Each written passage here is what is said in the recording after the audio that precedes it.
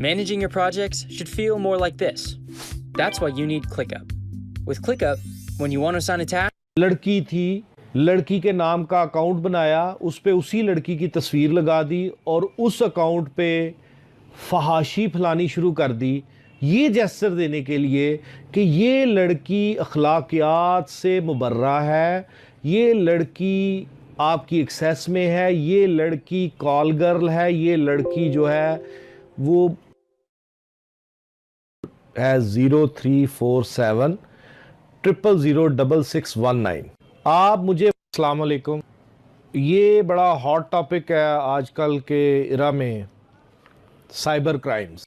ये जो internet based, computer based crimes होते हैं, इनके बारे में लोग अवेयरनेस नहीं रखते और बेशुमार क्यूरीज आई हैं कि इसके बारे में थोड़ा सा बताया जाए।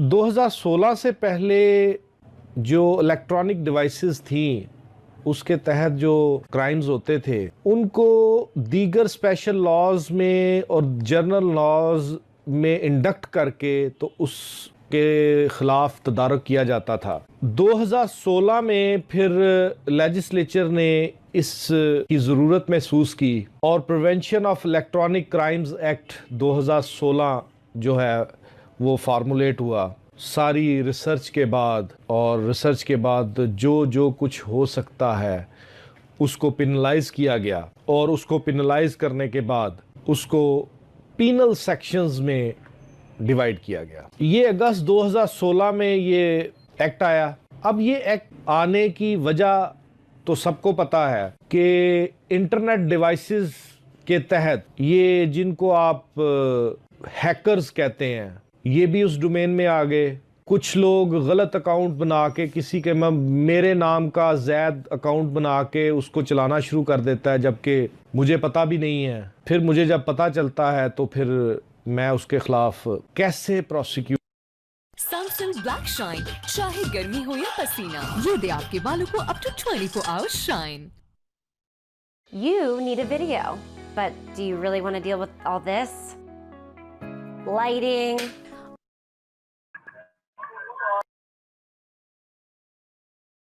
करूं, उसके खिलाफ मैं कैसे एक्शन लूं। अब एक चीज तो इस एक्ट में वाज़ेह हो गई कि इलेक्ट्रॉनिक डिवाइसेस रिलेटेड ये ऑफेंसेस हैं जो इस एक्ट में बताए गए हैं। अब उसको वन बाय वन मैं आपको बताता जाऊंगा, कैटेगराइज करता जाऊंगा, आप उसको सुनते जाइएगा। अब जो जराइम बताए गए और जिनकी पनिशमेंट्स बताई गई कि unauthorised access to information system of data, कि आपने मेरा अकाउंट था या मेरी डिवाइस में मेरा डाटा था, आपने उसको मेरी इजाजत के बगैर एक्सेस किया, सिर्फ उसको देखा, खोला और देखा। अगर आप ये करते हैं कि किसी अकाउंट को उसकी अकाउंट होल्डर के या किसी डाटा होल्डर के की इजाजत के बगैर एक्सेस करते हैं तो इस एक्ट के तहत ये जुर्म है और उसकी सजा जो है वो 3 माह कैद या जुर्माना है और जुर्माना 50,000 रुपए तक है, या दोनों भी हो सकती है। अब अगर मेरे अकाउंट में किसी ने या मेरे डाटा पे किसी ने अनऑथोराइज्ड एक्सेस तो कर ली, अब एक्सेस करने के बाद अगला स्टेप उसने ये ले लिया, उसमें से डाटा कॉपी किया या उधर से डाटा ट्रांसमिट कर दिया किसी और जगह। दूसरा स्टेप, इसकी सजा फिर बढ़ा दी गई, इसकी सजा 6 माह कर दी गई और इसका फाइन जो है वो 1 लाख रुपया कर दिया गया, या दोनों। अब तीसरा स्टेप ये है कि मैंने अनऑथोराइज्ड एक्सेस किया, मैंने उसको कॉपी किया डाटे को या ट्रांसमिट कर दिया। तीसरा स्टेप ये है कि मैंने अनऑथोराइज्ड एक्सेस किया और एक्सेस करने के बाद उस डाटा में इंटरफेयर किया, उसको रद्दोबदल करना शुरू कर दिया, उसको चेंज करना शुरू कर दिया। और अगर ये साबित हो जाता है तो फिर इसकी सजा ज्यादा है, 2 साल तक कैद, 5 लाख रुपए तक जुर्माना, या दोनों। फिर कैटेगराइज किया गया, मैं हूं क्रिटिकल डाटा नहीं है। क्रिटिकल डाटा मीन बड़ा सेंसिटिव हो, हसास नोयत का डाटा हो। मेरा डाटा इतना हसास नोयत का नहीं, तो फिर मेरे पे सेक्शन 3।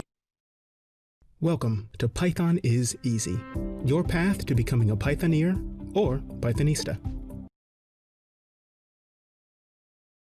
4 एंड 5 रिस्पेक्टिवली लगेगा। अब अगर वो डाटा जो है वो हसास नोयत का है और मैं उसको सिर्फ अनऑथोराइज्ड एक्सेस करता हूं और कुछ नहीं करता, तो फिर उसकी सजा है 3 साल, जुर्माना है 10 लाख या दोनों। ये सेक्शन 6। मैं क्रिटिकल डाटा, ये है unauthorised access to the critical infrastructure information system और डाटा, कि किसी के सिस्टम में जिसमें क्रिटिकल इंफॉर्मेशंस पड़ी हुई हैं, क्रिटिकल इंफ्रास्ट्रक्चर है, कोई प्रोग्राम्स हैं, कोई ऐसी कोई भी कंप्यूटर बेस्ड चीज हो सकती है। मैं कंप्यूटर का इतना माहिर नहीं हूं, लेकिन मैं मोटा मोटा ये समझ रहा हूं कि कंप्यूटर में पड़े हुए डाटा में वो एक्सेस करता है, लेकिन वो डाटा हसास नोयत का है, तो फिर 3 साल सजा या 10 लाख रुपए जुर्माना या दोनों। फिर आता है कि उस क्रिटिकल डाटा या इंफॉर्मेशन सिस्टम में मैं ना सिर्फ एक्सेस करता हूं बल्कि उसको कॉपी करता हूं या ट्रांसमिट कर देता हूं, तो उस सूरत में 5 साल सजा, 50 लाख रुपए जुर्माना या दोनों। अब तीसरी स्टेज है कि मैं इंटरफेरेंस भी करता हूं, मैं उसमें रद्दो बदल भी करता हूं। Interference with critical infrastructure information system और डाटा, मैं उसमें प्रैक्टिकली मुदाखलत करता हूं, मैं उसमें रद्दो बदल करता हूं उसको नुकसान पहुंचाने के लिए, तो उस पर 7 साल सजा और जो फाइन है वो 1 करोड़ रुपए तक। अब उसके बाद आता है ग्लोरिफिकेशन ऑफ एन ऑफेंस, कि ये ऊपर या कोई भी जुर्म उसको ग्लोरीफाई करे। मैं वर्डिंग पढ़े देता हूं, whoever prepares or disseminates information through any information system or device with intent to glorify an offense, वो कौन सा offence? relating to terrorism or any person convicted of a crime relating to terrorism or activities of proscribed organization। proscribed organization कालादम तंजीमें, कालादम तंजीमें वो मजहबी भी हो सकती हैं, वो सादा भी हो, लेकिन वो प्रोस्क्राइब्ड हो। प्रोस्क्राइब्ड ऑर्गेनाइजेशन, कालादम मजहबी तंजीमें, इंडिविजुअल्स भी हो सकते हैं, ग्रुप्स भी हो सकते हैं। उसकी सजा है 7 साल कैद और 1 करोड़ रुपया जुर्माना या दोनों। अब उसके बाद आ जाए साइबर टेररिज्म। साइबर टेररिज्म क्या है? साइबर टेररिज्म ये है कि जो ऊपर आपको ऑफेंसेस बताए गए हैं उसका मकसद ये हो कि आपने गवर्नमेंट में, पब्लिक में as general, section of public या एक खास कम्युनिटी या एक खास मसलक में आप sense of insecurity, sense of fear पैदा करना चाह रहे हैं। आपकी इंटेंशन ये है। मजहबी इंतहा पसंदी, एथनिक हेटर्ड, सेक्टेरियन हेटर्ड, नफरत अंगेज, मजहबी नफरत अंगेजी, मसलकी नफरत अंगेजी, तो फिर अगर कोई ये काम करता है और पकड़ा जाता है और सबूत मुहैया हो जाते तो 14 साल सजा और 5 करोड़ रुपए जुर्माना या दोनों। और अगर कोई नफरत अंगेज स्पीच करता है और इंटरनेट पे चला देता है तो उसकी जो है ना वो 7 साल सजा, जुर्माना या दोनों। और ये अगर साबित हो जाता है कि ये सब कुछ करवाने में कोई सहूलतकार भी है जो इस काम के करने में फंडिंग करता है, मतलब मेरा पर्पस मजहबी मुनाफरत फैलाना नहीं है, मेरा पर्पस किसी के डाटा की एक्सेस करना नहीं है, मेरा पर्पस किसी के डाटा को कॉपी करना नहीं है, ट्रांसमिट करना नहीं है, मेरा पर्पस किसी के डाटा में इंटरफेरेंस करना नहीं है। जब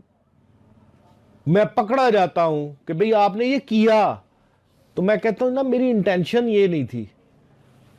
मुझे बकर ने कहा, मुझे जैद ने कहा, मुझे ए ने कहा, मुझे बी ने कहा कि यार ये काम मेरे लिए करो, मैं बतौर जॉब कर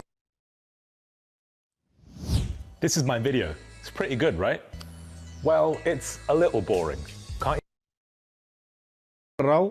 वो मुझे पे करता था, मैं ये करता था उसके लिए। वो मुझे बताता था कि ये पाथ है, इसमें से जाना है, ये करना है, वो करना है। तो वो उस सहूलतकार जो उसको फंडिंग कर रहा है वो बी सेक्शन 12 के तहत जुर्मवार है और उसकी सजा 7 साल या जुर्माना या दोनों है। फिर इलेक्ट्रॉनिक फोर्जरी आ जाती है, फिर इलेक्ट्रॉनिक फ्रॉड आ जाता है, फिर मेकिंग, ऑब्टेनिंग और supplying device for use of in offence, कि कोई चीज़ें आप दे रहे हैं कि ये करें, वो आ जाता है। सिम कार्ड पे पाबंदी लगी हुई है, अनऑथोराइज्ड सिम इशू कर देता है। ये भी सुन लें कि अनऑथोराइजली कोई सिम इशू कर देता है, उसको बाकायदा रजिस्टर नहीं करता, तो उसको 3 साल तक सजा और 5 लाख रुपए तक जुर्माना या दोनों हो सकते हैं। टेम्परिंग करता है, अनऑथोराइज इंटरसेप्शन होती है। अब ये जो हमारे मुआशरे में जिस पे फोकस किया जा रहा है, जो फेस कर रहे हैं लोग, अब वो सेक्शन है जिस पे ज्यादातर मुकदमात हो रहे हैं। वो है offences against dignity of a natural person, किसी की इज्जत पर हमला करना, फिजिकली नहीं। ये ज़हन में रखिए कि किसी की इज्जत पर हमला करना का जब रखना है तो prevention of electronic crime act 2016 को ज़हन में रखना है आपने। साइबर क्राइम्स को ज़हन में रखना है। इसको ज़हन में रखते हुए किसी की इज्जत को जब आप उछालेंगे नेट में, तो उसकी भी सजा है 3 साल तक कैद, 10 लाख रुपए तक जुर्माना या दोनों। अब ये एक्सप्लेन करने की जरूरत नहीं, 1 बाय 1 मैं नेक्स्ट लेक्चर पे एक्सप्लेन भी कर दूंगा। फिलहाल मैं आपको आगाही दे रहा हूं कि ये कवानीन मौजूद है। अगर आपके साथ ऐसा कुछ होता है तो रेस्ट श्योर के इस एक्ट के तहत आप उसके खिलाफ कार्रवाई कर सकते हैं।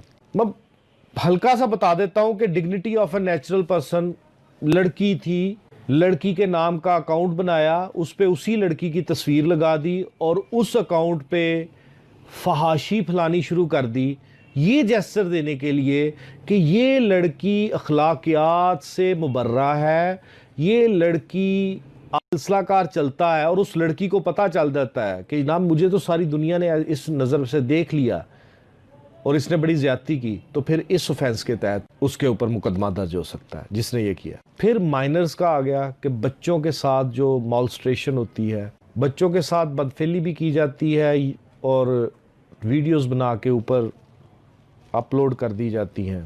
उसकी फिर कैटेगराइज किया गया है कि क्या क्या किए, किस किस हद तक जाना है, और एट द एंड जो है वो उसकी सज़ा एट मैक्सिमम बढ़ते बढ़ते 10 साल तक चली जाती। फिर चाइल्ड पोर्नोग्राफी आ गई कि अगर चाइल्ड पोर्नोग्राफी की जाए तो ऑथराइज्ड पर्सन ही जो इन्वेस्टिगेट करेगा, जिसको भी मुकर्रर करेगी गवर्नमेंट टाइम टू टाइम। ये फिर हर एक की लाइबिलिटी को असेस किया जाएगा। एक ग्रुप भी ये सारा कुछ कर सकता है, फिर ग्रुप में उसको कैटेगराइज किया जाएगा कि उसकी किस किस का क्या क्या, वो सिफ्टिंग प्रोसेस होगा। और मैंने ये जो पढ़ा है ये एक्ट जहां तक, क्योंकि अभी ये इसके ऊपर इतना थारोली जो है वो केस लॉज अभी जनरेट नहीं हुए, क्योंकि मामला इतने रिपोर्ट नहीं हो रहे। ये इनमें तमाम ऑफेंसेस जो हैं वो नॉन कॉग्निजेबल है, नाकाबिले दस्तंदाजी हैं और काबिले सुलह है। 3 सेक्शंस में जो ऑफेंसेस दिए गए हैं वो नहीं है, सेक्शन 10, सेक्शन 21 एंड सेक्शन 22। अब थोड़ा सा मैं इसके बारे में इन जनरल आपको बता दूं अवेयरनेस के हवाले से। एक्ट मैंने आपको बता दिया।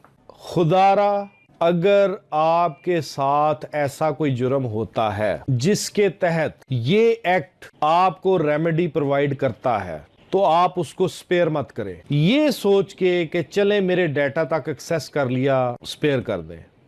ये सोच के कि मजीद बदनामी होगी, मामले को वाइंड अप करें, छोड़ दें। मैं ये इसलिए नहीं कह रहा कि आप उलझनों का शिकार होंगे, मैं इसलिए कह रहा हूं कि इस गंदे बाब को, इस डर्टी चैप्टर को अगर आज हमने बंद ना किया तो वक्त के साथ साथ ये भयानक शक्ल इख्तियार कर जाएगा। लोगों की इज्जतें कहते होते थे चौक में नीलाम हो रही हैं, फिर लोगों की इज्जतें ग्लोबल लेवल पे नीलाम होंगी। मेरी बेटी को सिर्फ मेरे घर वाले देखते थे। क्वेश्चन है चाइल्ड पोर्नोग्राफी का, क्वेश्चन ना लगाया, हमने इसके खिलाफ मनहसुल कौम एक्शन ना लिया, तो यकीन जानिए कि हमने भी इसका खमियाजा भुगतना है और हमारी आइंदा आने वाली नस्लों ने भी इसका खमियाजा भुगतना है। बदकिस्मती ये है कि इंटरनेट सारी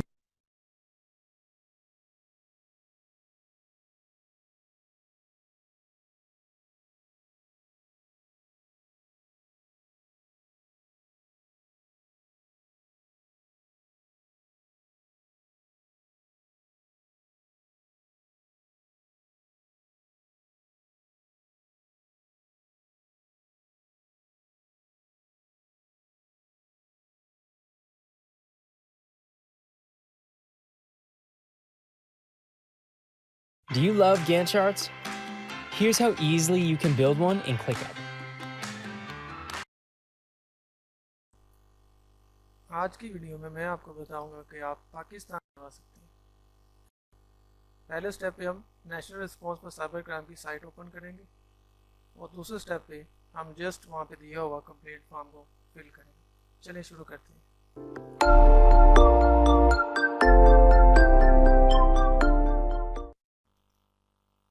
सबसे पहले हम साइट ओपन करते हैं nr3c.gov.pk। ये साइबर क्राइम की वेबसाइट है जिस पे हम कंप्लेंट फॉर्म दर्ज करेंगे। यहाँ पे इनके पास एक ऑप्शन होती है रजिस्टर्ड साइबर क्राइम, इस पर क्लिक करेंगे। ये है वो कंप्लीट फॉर्म जिसे हम फिल करते हुए सारी अपनी कंप्लेंट को दर्ज करवाएंगे। इसमें देखें, सबसे पहले आपने अपना नाम फिल करना है।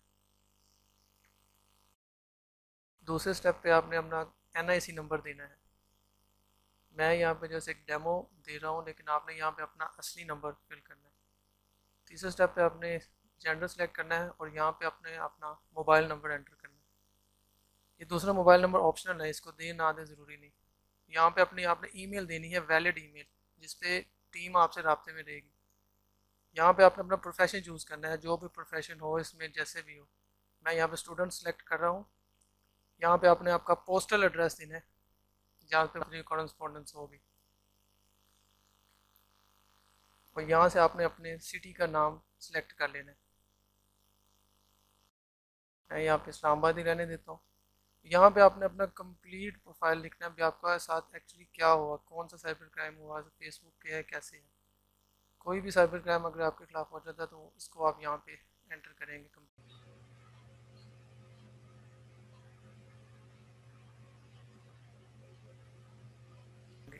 बाद में इसको आप चेक करेंगे और यहाँ से सबमिट कंप्लेंट का बटन दबा देंगे। मैं इसको ऐसे छोड़ रहा हूँ क्योंकि ये ऐसे मैं तो कंप्लेंट नहीं कर रहा, मैं तो जस्ट आपकी गाइडेंस के लिए बना रहा हूँ सारा। ये सारा तरीका है जिससे आप अपनी शिकायत को दर्ज करवा सकते हैं। इसके बाद साइबर टीम जो होगी वो आपसे रब्ता करेगी और मज़ीद उनको जो भी इंफॉर्मेशन चाहिए होगी वो आपसे ले लेगी। वीडियो देखने के लिए बहुत शुक्रिया।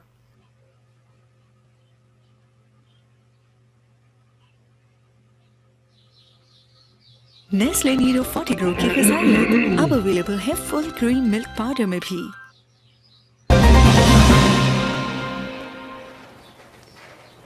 अस्सलाम वालेकुम नाज़रीन। दौर में सोशल मीडिया आसिफ इकबाल साहब को अस्सलाम वालेकुम सर। वालेकुम अस्सलाम सर, कैसे हैं आप? सर बहुत बहुत शुक्रिया आपकी तशरीफ़ आवरी का। सर आज हम बात कर रहे हैं साइबर क्राइम पे, और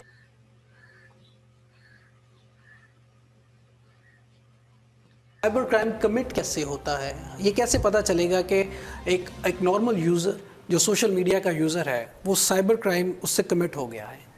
जी, उसमें सबसे पहला तो ये काम है, जिस तरह आप ने बुलाया यहाँ पे लोगों को अवेयर करना ज़रूरी है। हमने ये देखा फरहान साहब के बहुत सारे लोगों को पता ही नहीं है कि उनसे साइबर क्राइम हो रहा है। एग्जैक्टली वो साइबर क्राइम कर रहे हैं। एग्जैक्टली इसलिए अवेयर करना ज़रूरी है। दूसरा ये कि साइबर क्राइम की बहुत सारी टाइप्स हैं, ठीक है, जो आजकल हमने देखा है कि जिसका लोगों को नहीं पता। बहुत सारी फेसबुक और दूसरे सोशल मीडिया के ऊपर इस तरह की पोस्ट होती हैं जिनको लोग वेरीफाई किए बगैर, वो हमारी स्टेट के अगेंस्ट हों, वो सेक्टेरियनिज्म होता है, या इस तरह की कोई खबरें जो है वो उनको सर्कुलेट करना, उनको शेयर करना, वो साइबर क्राइम के ज़ुमरे में आता है। क्योंकि नया साइबर क्राइम का बिल जो है वो असेंबली से पास हो के, बल्कि वो इम्प्लीमेंट हो चुका पाकिस्तान में, तो उसमें सारी चीज़ें डिफाइन की गई हैं कि क्या कौन कौन सी चीज़ साइबर क्राइम के प्रीव्यू में आती है। तो जिसका लोगों को नहीं पता, जो आप बात कर रहे हैं, वो ये है कि बहुत सारी ऐसी यानी पोस्टिंग्स होती हैं जिनको लोग शेयर कर देते हैं, उनको पता नहीं होता कि इसको शेयर करना साइबर क्राइम है। वो लोग उसको शेयर करके साइबर क्राइम कमिट कर रहे होते हैं। दूसरा ये है कि लोगों की आइडेंटिटी थेफ्ट जो है, यानी मेरे नाम की प्रोफाइल, फेसबुक की प्रोफाइल किसी ने बना दी, मेरी पिक्चर लगा के शरारत कर रहा है वो। जी बिल्कुल। मेरे दोस्तों को ऐड कर रहा है और उनको मैसेजेस कर रहा है मुझे तंग करने के लिए। एक लेवल पे ये बहुत हीनियस क्राइम नहीं होता, लेकिन ऑन द अदर हैंड एक ऐसा लेवल होता है जहां पे लोग सुसाइड तक चले जाते हैं इस वजह से। एग्जैक्टली। तो उसकी सीरियसनेस को देखते हुए, या वो सीरियस ना भी हो लेकिन वो साइबर क्राइम है, किसी की आइडेंटिटी, किसी के नाम से प्रोफाइल्स बनाना, किसी के नाम को इंटरनेट पे यूज करना, ये वो चीजें जो नॉर्मली लोग कर रहे हैं आजकल। और जब हम लोगों को आइडेंटिफाई करते हैं, लोगों को पकड़ते हैं, तो पता चलता है कि उनको तब पता चलता है कि ये साइबर क्राइम है। अच्छा सर, ये जो आप आइडेंटिफाई करते हैं, आप आइडेंटिफाई उस सूरत में करते हैं कि अगर आपको कोई कंप्लेन करे? जी बिल्कुल। बहुत से केसेस में ऐसा होता है कि कंप्लेन ही नहीं होती। जी बिल्कुल। और बहुत से लोग ब्लैकमेल हो रहे होते हैं, हरासमेंट का शिकार हो रहे होते हैं। सर बेसिकली हम यहाँ पे जो मौजूद हैं, ये प्रोग्राम करने का मकसद भी ये है कि एक अवेयरनेस प्रोग्राम लोगों को दिया जाए कि वो लोग जो ब्लैकमेल हो रहे हैं वो इन चीज़ों से बचें। अच्छा सर, ये जो जैसे आपने फरमाया है कि फेक आईडीज़ बनाते हैं और उसको यूज़ करते हैं किसी और पर्पस के लिए, ब्लैकमेल करने के लिए, हरासमेंट करने के लिए, किसी की इज्जत नफ्स की धज्जियाँ उड़ाने के लिए, तो सर ये क्या कानून इस बात की इजाज़त देता है कि आप किसी के इज्जत नफ्स की धज्जियाँ उड़ाएं, और इसकी सज़ा क्या है? फरहान साहब, कानून तो बिल्कुल इसकी इजाज़त नहीं देता। ठीक है। बाकी कुछ ऐसे जो मोरालिटी के भी खिलाफ होती हैं चीज़ें, कुछ गैर कानूनी भी है लेकिन उसको गैर इखलाकी भी बोला जाता है। ठीक है। ये जो साइबर क्राइम की टाइप है, सोशल मीडिया का क्राइम जो है, सोशल नेटवर्किंग का क्राइम, ये सबसे ज़्यादा रिपोर्ट होने वाला हमारे पास क्राइम है। ठीक है। लास्ट 9-10 ईयर से हम लोग पाकिस्तान में काम कर रहे हैं, साइबर क्राइम विंग जो काम कर रहा है FIA का। इसमें होता ये है कि 2-3 टाइप्स होती हैं। एक तो किसी की फेसबुक का हम नाम इसलिए ले देते हैं कि उसमें काफ़ी ज़्यादा यूजर ज़्यादा है। जी जी। ऑर्कुट होता था, इस तरह ट्विटर है आजकल, और ये इंस्टाग्राम हो गया। ये सोशल मीडिया के जो एक टाइप इसकी ये कि किसी का भी अकाउंट हैक कर लिया जाता है। जी बिल्कुल ठीक है। क्रैक कर लें या हैक कर लें, उसको चोरी कर लिया जाता है। उसके अंदर जितनी भी इंफॉर्मेशन है, देखिए वो प्राइवेट है। किसी ने अपने फैमिली से बात कर रहा है, कोई अपने दोस्तों से बात कर रहा है, किसी के अंदर उसके बैंक अकाउंट्स और उसके फाइनेंशियल मैटर्स की इंफॉर्मेशन स्टोर्ड है, मैसेजेस की, बिल्कुल ठीक, उसको एक्सप्लॉइट किया जाता है। यानी फैमिली पिक्चर्स हैं, हैक करने के बाद वो ले ली और उसको ब्लैकमेलिंग उस पर स्टार्ट कर दी। उसमें हमने ये भी देखा कि कुछ इस तरह का मटेरियल लोग अपने अकाउंट्स में रख लेते हैं जो इंतहाई पर्सनल होता है। जी जी। यानी हस्बैंड और वाइफ बात कर रहे हैं, उनका हस्बैंड अब्रॉड है, जो केसेस हमारे पास रिपोर्ट हुए, मैं एग्जांपल उन्हीं के दूंगा। जी जी। उनकी चैट इस तरह की होती है कि वो इंतहाई मतलब प्राइवेट और पर्सनल टाइप की उनकी बात, और उनकी कभी कभी मटेरियल भी इस तरह का शेयर किया होता है। वो अगर किसी के हाथ चढ़ जाता है अकाउंट हैक होने के बाद, तो आप भी समझ सकते हैं कि उस पर एक्सप्लॉयटेशन किस लेवल तक जा सकती है। उसके बाद शादी की तस्वीरें, एंगेजमेंट की, मंगनी की तस्वीरें, फैमिली फंक्शंस की तस्वीरें, पिक्चर्स या वीडियोस लीक होने का मतलब है कि बंदे के हाथ से अपनी प्राइवेसी चलेगी। एग्जैक्टली। ठीक है, एक ये चीज होती है। दूसरा ये होता है कि पिक्चर्स कहीं से भी हासिल कर ली, यानी हमारे पास जो क्राइम रिपोर्ट होता है उसमें मैक्सिमम गर्ल्स विक्टिम होती हैं, लेडीज विक्टिम होती हैं, स्टूडेंट्स भी हैं, ऑफिसेज में काम करने वाली खवातीन भी हैं, बिजनेस वुमेन भी हैं, और हाउसवाइफ्स भी। हमने देखा किसी फंक्शन पे गए, पिक्चर बन गई, वहां से काट ली, उन्हीं के नाम से फेक प्रोफाइल बना दी। यानी एक तो उनकी प्रोफाइल या उनका डाटा, उनका अकाउंट चोरी कर लिया, हैक कर लिया, दूसरा कहीं से भी उनका डाटा लेके उसको फेक प्रोफाइल बना के उनकी ओरिजिनल पिक्चर्स, ये मेल्स के साथ भी होता है, ये नहीं कि सिर्फ फीमेल्स के साथ होता है, उनकी ओरिजिनल पिक्चर्स उसके ऊपर ऐड करने के बाद एक्सप्लॉयटेशन शुरू कर दी, उनके जानने वालों को ऐड कर लिया और उसमें लाइक्स करना शुरू कर दिया उन चैनल्स को जो पोर्नोग्राफिक चैनल्स हैं। जी एग्जैक्टली। जिनकी हमारा मुआशरा और हमारा दीन इजाज़त नहीं देता।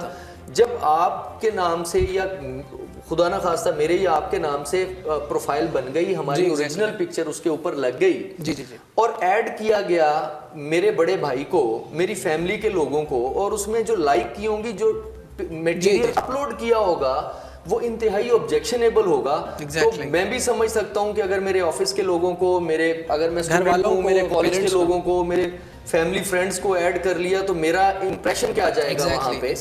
तो ये चीजें इतना सीरियस लेवल पे चली जाती हैं कि हमने देखा है कि लोग सुसाइड करने तक जाते हैं। हमारे पास जब कंप्लेनेंट आता है, बहुत सारे लोगों की हम काउंसलिंग भी हमें करना पड़ती है, क्योंकि आम क्राइम होता है जो फरहान साहब, उसमें ये होता है कि आपको समहाउ जो कर रहा होता है, जो आपका मुखालिफ होता है, एनिमी होता है, या उसका पता होता है, जी सामने होता है, सामने होता है, कभी नहीं होता तो वो उसका लेवल इतना सीरियस नहीं होता। इसमें आपको पता नहीं होता कि जो बंदा ये काम कर रहा है वो आपका कजन है, आपकी फैमिली में से, आपके बहन भाइयों में से इवन है, इसकी बेस पे इवन कोई कंप्लेन करवाने आया है आप जी, वो मैं बता रहा था कि हमारे पास इस तरह भी हुआ है कि जो साथ में कंप्लेंट करने आए हैं लोग, उनमें से था। तो और जब उनसे पूछा गया कि जी आप क्यों आ गए FIA, उन्होंने कहा जी हम तो भूले हुए थे कि शायद FIA का भी कल्चर वो होगा कि ये पता नहीं पकड़ भी सकते हैं कि नहीं, चले हम साथ चले जाते हैं। तो बहुत सारी एग्जांपल्स हैं, मतलब बहन भाइयों की इवन हमारे पास एग्जांपल्स हैं जो यहाँ बताई नहीं जा सकती। बताने का मकसद ये है कि ये बहुत सीरियस लेवल का है। अच्छा सर, और एक चीज और इसमें कि आम तौर पे आपके करीबी दोस्तों में से, गर्ल्स हो, बॉयज हो, या सीनियर लेवल के जो लोग होते हैं, सीनियर एज के, उनकी फैमिली के, उनके फ्रेंड्स के, या उनके बड़े करीबी जो लोग हैं उनमें से लोग निकलते हैं। जी जी बिल्कुल ठीक। अच्छा मुझे ये बताइए कि चूँकि आपके पास केसेस आते रहते हैं, आप लोगों को देखते हैं, किस एज के लोग ज़्यादातर इस क्राइम में मुब्तला होते हैं? जी फरहान साहब, इसमें रेशो तो मतलब वेरी कर रही है, लेकिन एज ग्रुप और वो कहते हैं कि टेक्नोलॉजिकल क्राइम है, इसमें जी पढ़े लिखे लोग होंगे, जी जी क्रिमिनल्स जो जी जी। बेसिकली हमने सब्जी वाला भी पकड़ा, हमने एक अच्छा खासा ऑफिसर भी पकड़ा। अच्छा। यानी साइबर क्राइम इतनी तेजी से फैल रहा है और इतना इसका एरिया जो है वो इतना वास्ट है कि आप डिफ्रेंशिएट कर ही नहीं सकते कि कौन सी कम्युनिटी कर रही है। हाँ, एज ग्रुप जैसा है टीनेजर्स, ठीक है, टीनेजर्स इसमें ज्यादा है। और चारों सूबों में अल्हम्दुलिल्लाह police station FIA cyber crime के अपने हैं। ठीक है। अभी फेज 3 का हमारा पूरा प्लान बन गया, कुछ 700 से ज्यादा एम्प्लॉयज, ऑफिसर्स एंड ऑफिशियल्स जो हैं वो FIA ने हायर करने हैं, और 13 पुलिस स्टेशंस और ऐड कर रहे हैं हम, मतलब इसके अंदर।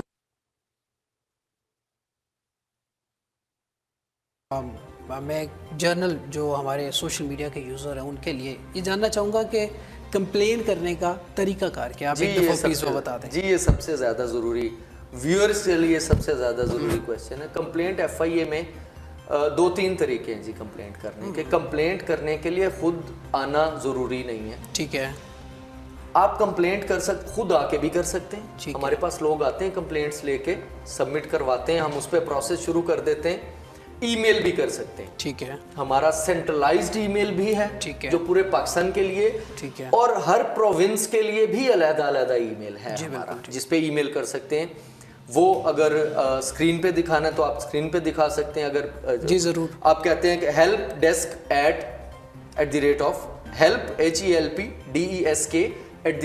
NR3C@nr3c.gov.pk। NR3C, NR 3 डिजिट वाला और C, ये national response centre for cyber crime, response centre for cyber crime 3C, ये nr3c.gov.pk। ये आप बता रहे हैं इसके ऊपर ईमेल कर सकता है जो साइबर क्राइम का शिकार हो रहा है। एग्जैक्टली, वो उस पे ईमेल कर सकता है। comp.lhr@nr3c.gov.pk, ये हमारा लाहौर का जी ठीक ईमेल एड्रेस है। इसके अलावा 9911 जी जी आपका हेल्पलाइन नंबर है, आप उस पर कॉल करें, वो आपको प्रॉपर गाइड करेंगे कि कहाँ पे कंप्लेंट करनी है, किस तरह करनी है। वो कुछ वेरिफिकेशंस हैं वो करेंगे।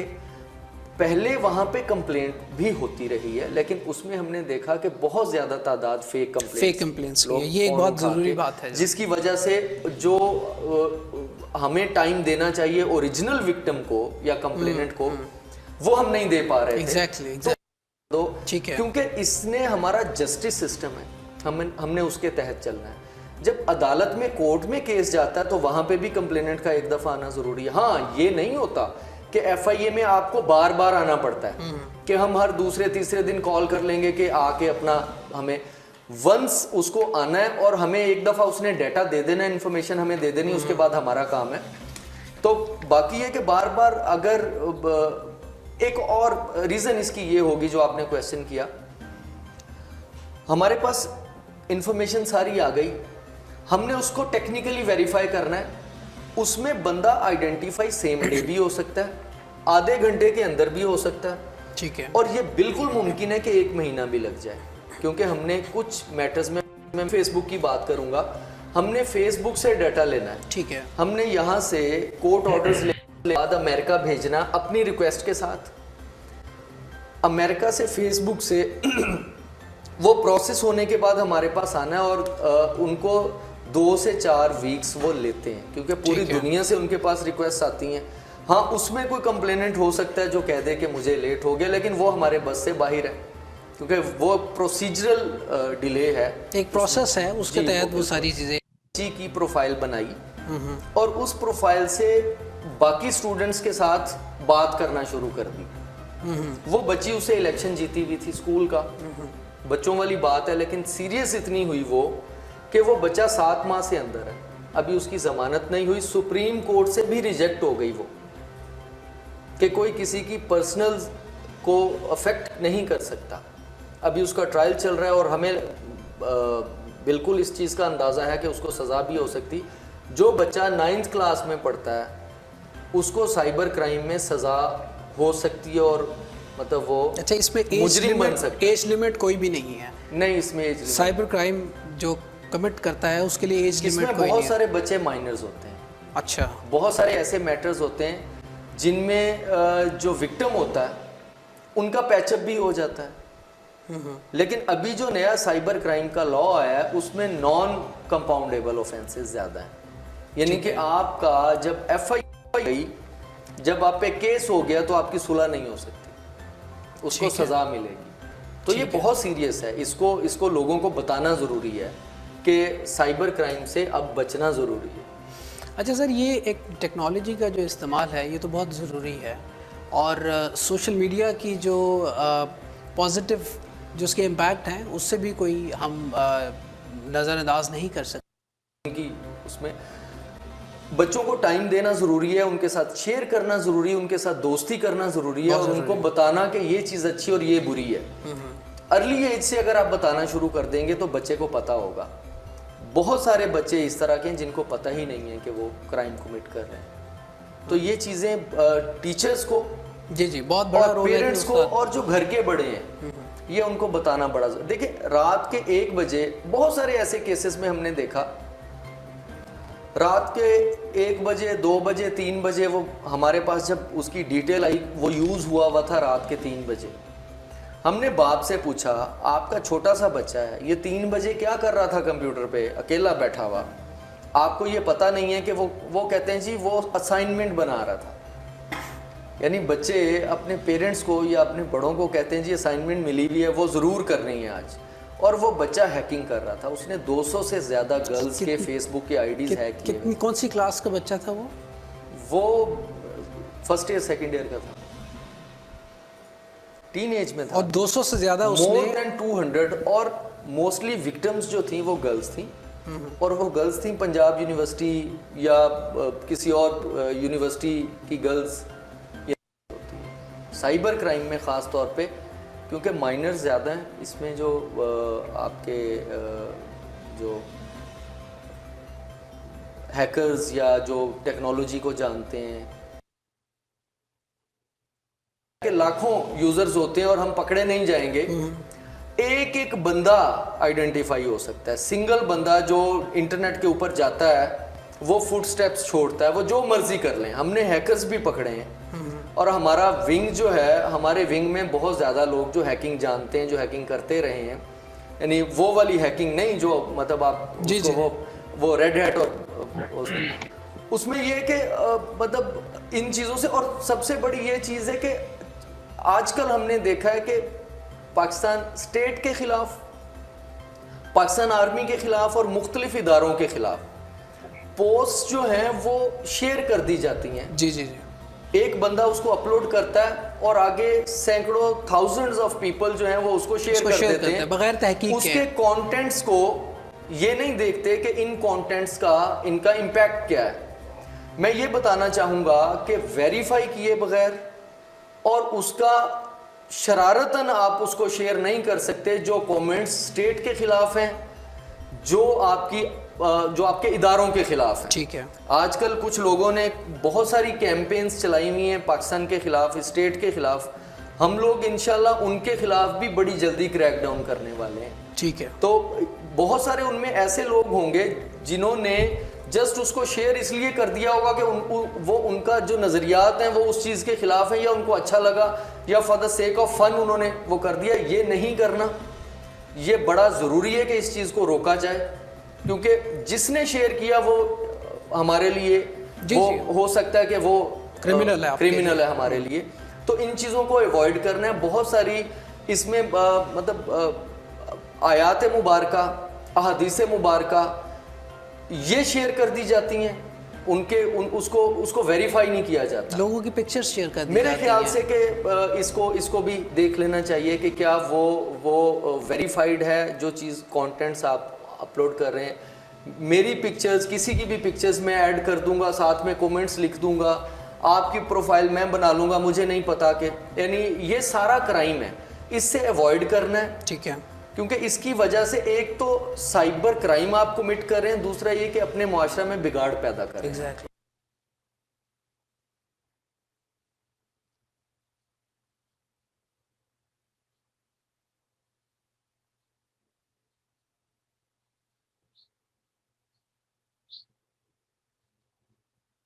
जी बेटा, क्या सीखा आपने इसमें भी?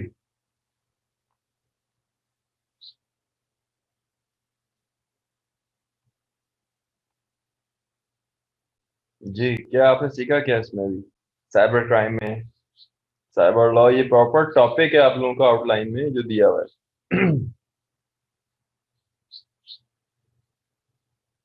जी एनीवन? और ये मैंने सारी चीजें आपको ही दे दी हैं, ये आपके सामने। साइबर सिक्योरिटी क्या है, इसमें एक एक सेक्शन जो है बताई हुई है कि होम यूजर्स कौन है, small medium and large enterprise users कौन है, government and non government entities कौन है। मैं डायरेक्ट जंप करता हूँ आपके पास साइबर क्राइम के अंदर ट्रेडिशनल थेफ्ट सेक्शन आ गया इसमें। अच्छा, इसमें है क्या आपके पास a thief break into a RAM house and steal an object kept in the house. A cyber hacking criminal hacker is sitting in his house and through its computer hack the computer of the RAM and steal the data saved in the physically tracking. तो definitely आप data को जो access कर रहे हैं किसी का without his permission, आप उसको एक्सेस कर रहे हैं। मेरी सिंपल एग्जांपल है वो ये है कि ये बहुत ही कॉमन है आजकल के जो बच्चे ये कर रहे हैं कि आपके पास वो वाईफाई कैमरास जो नंबर 1 पे क्राइम है इस वक्त, वो वाईफाई कैमरास जो हैं जो कि रिमोट लोकेशन से मौजूद है उसको एक्सेस कर लेते हैं, अपने मोबाइल के थ्रू एक्सेस कर लेते हैं। तो वो इंफॉर्मेशन जो है वो उस कैमरेस को अपने लिए इस्तेमाल कर रहे होते हैं वो। तो ये जो है पनिशेबल क्राइम है, इसके अंदर बहुत सख्त सजाएं, और वो कैमरे को यूज करने के बाद उनकी तमाम इंफॉर्मेशन जो है वो जाना आना लोगों को देख रहे होते हैं, कौन जा रहा है कौन आ रहा है कौन। अगर आप अपने घर के अंदर आपने कैमरा लगाए हुए हैं और वाईफाई कैमराज हैं तो कोशिश ये करें कि बहुत ही स्ट्रॉन्ग पासवर्ड रखें उसका, या कोशिश ये करें कि आप उसमें वाईफाई जो है वो ना हो, वो केबल कैमरा हो। तो ये बहुत ज़रूरी है इसमें। रीज़न सिर्फ और सिर्फ जो है वो यही है कि आपके पास ये तमाम चीज़ें अमेरिका के अंदर, मैं एग्जांपल लेता हूँ, अमेरिका के अंदर जब आप कोई ईमेल करते हैं, लेट्स से आपने प्रोफेसर को ईमेल की और प्रोफेसर की तरफ से वहाँ पर यूनिवर्सिटी का रूल ये है कि अगर आप छुट्टियों पे गए हैं, वेकेशन पे गए हैं, जैसे आजकल वेकेशन है अमेरिका के अंदर, तो आपके पास ऑटो जनरेटेड जो है रिप्लाई आता है, उसमें ये आता है कि I am on the leave, I will came back. I will join university from this date, and you can email me after this. तो ये आपके पास एक ऑटो जनरेटेड ईमेल आ जाती है, और उससे फायदा ये होता है कि आपको जो है, जो बंदा उसको ईमेल कर रहा है, उसको पता लग जाता है कि नहीं, ये साहब जो है, ये प्रोफेसर जो है, इस टाइम से इस टाइम तक जो है वो अभी है नहीं, कॉन्फ्रेंस में गए हुए। एक मगर मगर आपके पास ये चीज जो है हैकर कैसे इस्तेमाल करते हैं? हैकर्स करते क्या है कि इनको पता लग जाता है प्रोफेसर गए हैं, और उनको पता होता है इनका घर वगैरह कहाँ है, रेजिडेंस कहाँ है, तो ये आराम से उस घर के अंदर घुस जाते हैं, और जब तक उनका आने का टाइम होता है, ये रहते हैं, खाते पीते हैं, टीवी देखते हैं, बेड यूज करते हैं उनका, तमाम यानी चीज़ों को यूज करते हैं, क्योंकि किसी को पता ही नहीं होता ये क्या है। और डेफिनेटली जो है इसके कैमराज जो है एक्सेस कर रहे होते हैं। तो कहने का मेरा मकसद ये कि वो तमाम चीज़ें यूज करने के बाद वो चले जाते हैं। तो प्रॉब्लम ये है कि वो कैमरा सबसे पहले ब्लॉक इसी वजह से कर रहे होते हैं, ताकि वो पता ना लगे किसी को कि कौन इस घर के अंदर रहा है, क्या किस तरह से जो है ये चीज़ें एग्जीक्यूट हुई। तो ये बहुत इंपॉर्टेंट है, जो कि नंबर वन माना जाता है क्राइम। एक और क्राइम है जो कि बैंकिंग सेक्टर का नंबर वन क्राइम है, उसके अंदर इसको कहते हैं शोल्डर सर्फिंग। उसको हम कहते हैं शोल्डर सर्फिंग। शोल्डर सर्फिंग की एक छोटी सी वीडियो दिखाता हूँ मैं आपको, ताकि आपको समझ में आ जाए, उसके बाद हम लॉ को डिस्कस करते हैं।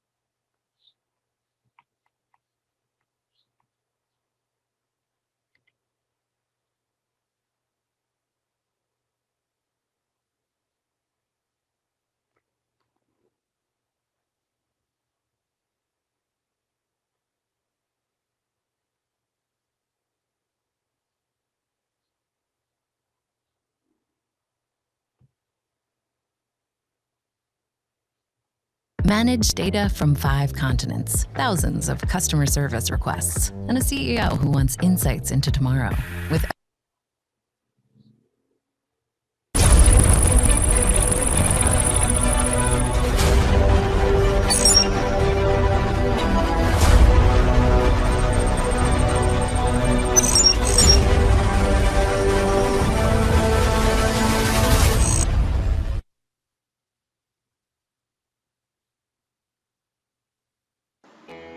Hi and welcome to demonstration of graphical password based on shoulder surfing.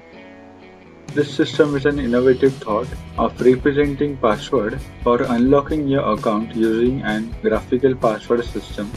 Many times while entering a password, a person stops and sees your password standing right behind you. The entity who is entering the password doesn't know about the person standing right behind him and stalking around your password. So to effectively manage your account and to make your account more secure, this innovative system is developed. So let's check how the system works. If you are a new user, then you have to register first by clicking on register button and fill up all the details as required. So we'll start by entering the name, say test name, contact number and test email ID, date of birth. Now the combination of password is accepted in numbers from 1 to 8 and in alphabet from A to H, which is case sensitive. So please make sure whatever you enter in your password. So we'll type an password, say A, B, C, and in numbers we select 1, 2, 3, 4. Now the second option for password is to select a color which you have to remember while entering your password in login form. So there are multiple colors here, so like blue, yellow, orange, black, red. So we will now select the green color, and here you can see the color which you have selected. Now clicking on submit button, the registration will be done successfully, and it says registration is done and all the details have been entered into the database. So let's see the main module, which is the password authentication module, where the registered user need to provide the registered email ID. So let's enter the email ID, email one, and I click on verify your account. Here we need to select the combination of our password by rotating the circle in clockwise and anti-clockwise depending on your selected color which you have selected while registration. So we have selected the green color and the password we have entered is ABC1234. So I need to bring this green color to all the characters sequentially. Like we'll first start with A. So let's rotate it anti-clockwise. So the green color is moving. Now we here need to select the character A, and here we have the options of outer orbit and inner orbit. So here we can see the outer orbit, and here is the inner orbit of characters. So as A present in the outer orbit, so we have to select the button of outer orbit, and as you select the button, the password will automatically get inserted into the password field. So we don't have to write the password, just we need to select the characters associated with the colors. So whenever an stalker tries to collect your password, he won't be able to do so. So now moving on to second character, which is B. So for B we will select inner orbit. Similarly C, it will rotate anti-clockwise and inner orbit, and now numbers. So its number are 1, 2, 3, 4. So we'll get 1 here and click inner orbit. For 2 click outer orbit, and for 3 also the same. And for 3 we'll click the inner orbit, and last character which is 4, the outer orbit. So here is the password automatically entered. Now if I entered a wrong password, so let's say this is the correct password here, and if I select the outer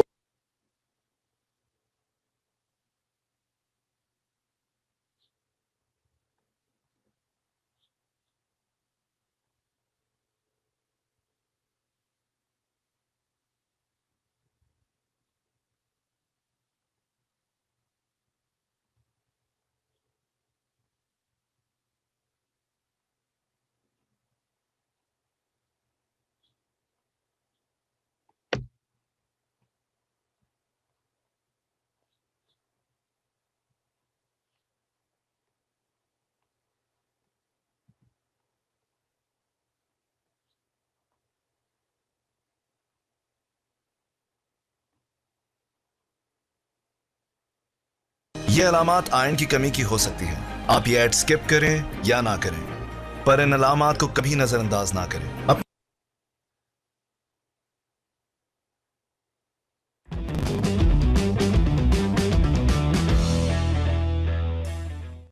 Welcome to the next episode of the Dark Web Deacon. Before we begin, be sure to smash that subscribe button. Click. Shoulder surfing is a form of data theft where criminals steal personal information by observing victims when they're using devices such as computers, kiosks, or ATMs. The term refers to thieves peering over the shoulders of victims, waiting for them to inadvertently enter passwords or PIN codes or any type of confidential information that can help lead the thief to identity theft or possible fraud. This is by far the least technical category of any of the various cyber attacks that are out there. It actually isn't recent. It actually dates back to the 1980s. Criminals became pretty adept at spying on payphone users and transcribing their credit card numbers as callers punch them into the phone keypad. The skill didn't so much revolve around reading where the person pressed, but more around reading kind of the subtle finger and arm and elbow motions of the victim, if an elbow or two. More recently, shoulder surfing has evolved to include the extraction of information as it's entered into tablets, smartphones, and laptops. Shoulder surfing can happen anywhere you transmit personal information in public, either verbally or electronically. Shoulder surfers are experts at stealthy observation on planes, trains, buses, cafes, and restaurants, especially anywhere that's particularly crowded. They can also be keen listeners, tuning in when someone speaks an account number, a social security number, or other personal information aloud into a phone or across a counter. Also keep in mind, planes and trains, anyone behind you can see everything on your screen, such as high quality digital cameras to watch from a distance.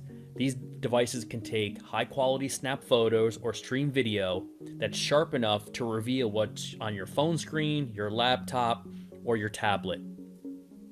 Shoulder surfers are usually trying to reach two primary outcomes. Either they are doing it to preemptively try to figure out your passcode or password before they steal your phone or laptop, or they are just gathering personal information as much as they can so they can sell it on the dark web or attempt a future phishing or smishing attack. There are a few simple steps you can take to try to prevent shoulder surfing. One, if you're asked to provide your social security number in public, don't say it out loud. Write it on a piece of paper and ask the receptionist or whoever is asking for it to either shred it when they're done or ask to provide that information to you in a more private area. Sometimes you may not even really need to share your social security number, so make sure it's completely necessary whenever someone asks for it. Number 2, protect PINs on ATMs via social distancing. So whenever you're entering your PIN code, whether it be at a gas station or whether in an ATM machine, make sure that, social distancing is all the rage right now with the coronavirus pandemic. So, make sure people are several feet away from you when you enter that PIN. Number 3, assume you are on camera. It sounds a little paranoid to think about, but there are video cameras everywhere, and you're never really sure potentially who is actually monitoring and reviewing that footage as you're, entering personal information in public. So just be aware of that, and, make sure you're keeping your hand over keypads and stuff like that, so really only you can view them, and it's not easily accessible or viewed. 4, look into contactless payment methods, Google Wallet, Apple Pay. There are other custom payment apps available through credit cards that let you pay at a growing number of checkouts without actually swiping your card or typing in a PIN. Number 5, if possible, use fingerprint readers or other biometrics to unlock your phone and to minimize the need to enter a passcode. But if you do enter a passcode, make sure you set it to at least 6 digits. 4 digits is just way too easy to break. And number 6, privacy screens for laptops and tablets. These are really cheap and they're really useful, especially when you're on business travel, you're on a plane, you're on a train. As I mentioned earlier, it's very easy for anyone who's just sitting behind you or walking through the aisle to really have a really good view of your laptop or your tablet. And people who do business travel,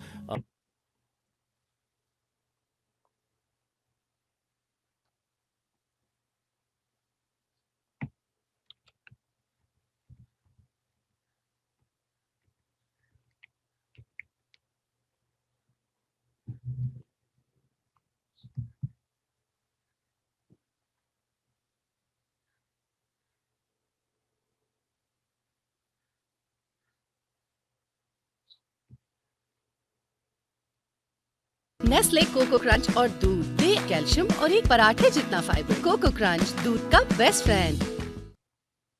What's up guys, Rand Razor here with another tech video for you guys today, and today we take a quick look at the Moshi iVisor Glass Privacy Screen Protector for the iPhone 6. So of course without further ado, let's slice this open, slap it on the iPhone, and give you guys my quick in-depth review.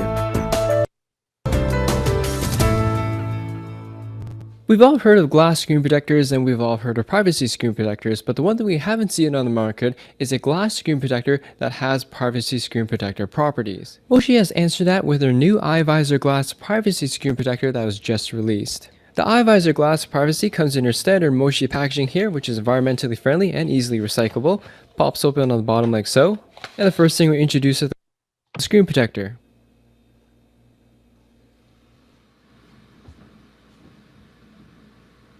Out of all the screen protectors I've installed over the past year onto the iPhone 6, I definitely have to say the iVisor Glass is one of the most easiest installations I've ever installed a screen protector on the iPhone 6. Alright, so here is the screen protector itself, and as you guys can see here, it looks like a standard iVisor Glass screen protector that Moshi offers, just like the original model I reviewed a couple months ago. Some unique features of the iVisor Glass is that it's made with ion glass, that is next generation atomically strengthened glass. It offers all the standard features that tempered glass screen protectors are known for, such as the oleophobic coatings, scratch protection, and uninterrupted clarity of the Retina display on the iPhone 6. One of the most highlighted features of the screen protector, of course, is the privacy property. You're not going to be able to see anything at all. This is definitely one of the coolest without any issues, but if you're the person next over, you're not going to be able to see anything at all. If you turn it back over, if this is you, then you can obviously see it without any issues, but if you're the person next over, you're not going to be able to see anything at all. This is definitely one of the coolest features I've seen ever implemented into a glass screen protector on the market, and I've reviewed many different brands. Overall guys, the first impressions on the Moshi iVisor Glass Privacy Edition for the iPhone 6 is pretty positive. As I mentioned earlier, it offers all the same benefits and features that the original iVisor Glass offers, plus the additional feature of having that privacy mode if someone is right next to you.